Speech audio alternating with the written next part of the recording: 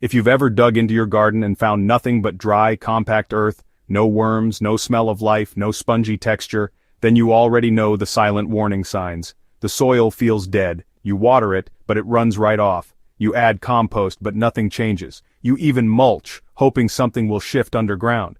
But when you check again, it's the same, a lifeless slab of dirt that repels everything that makes gardens thrive.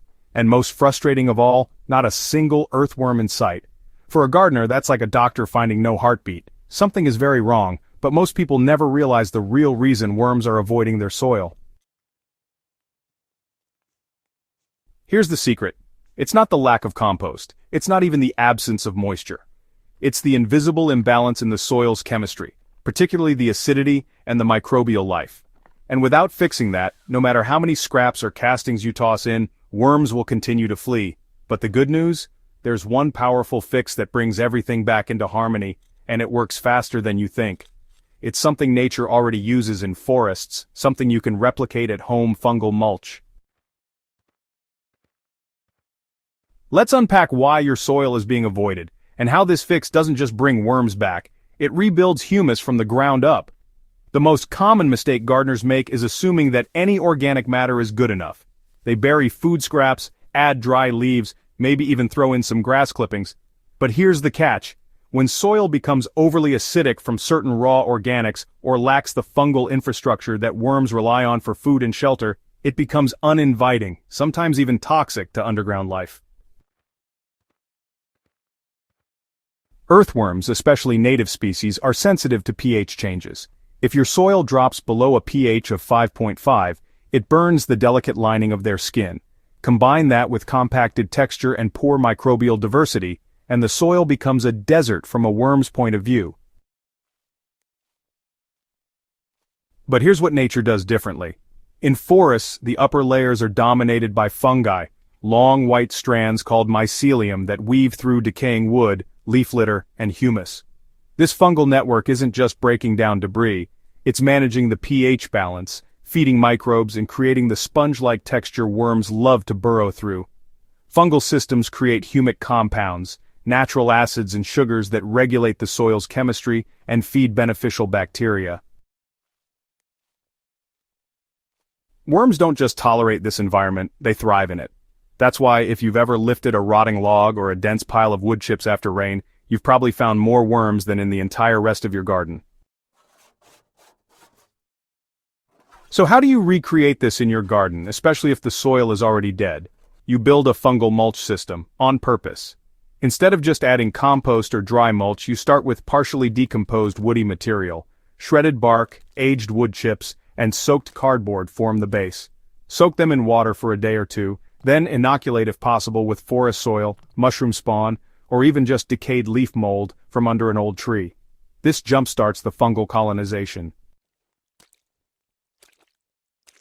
Once spread over your bed in a thick layer, about 3 inches deep, this mulch begins to change the biology below. But the magic isn't just in what's on top.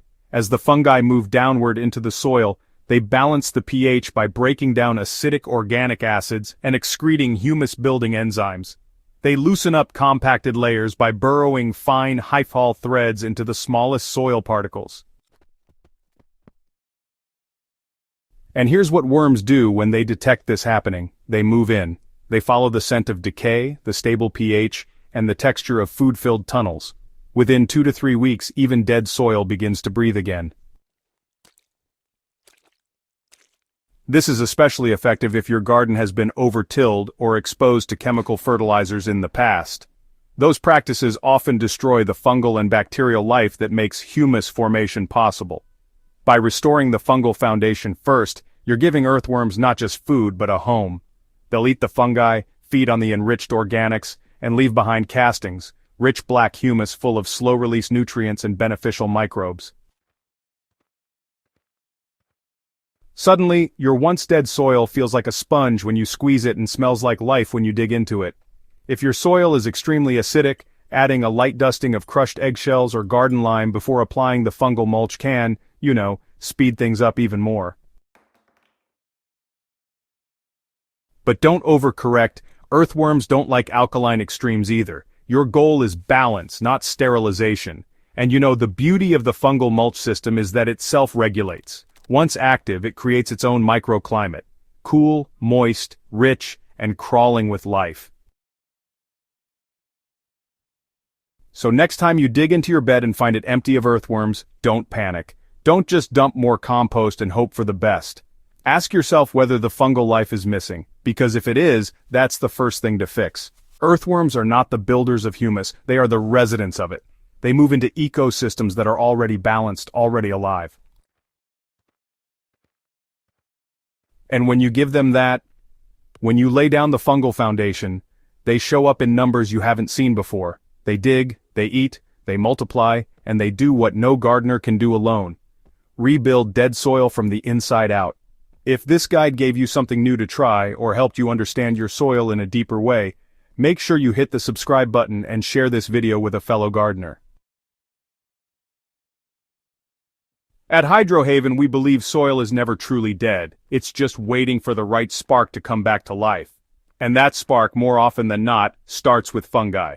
Try it for yourself and watch the worms and the humus return.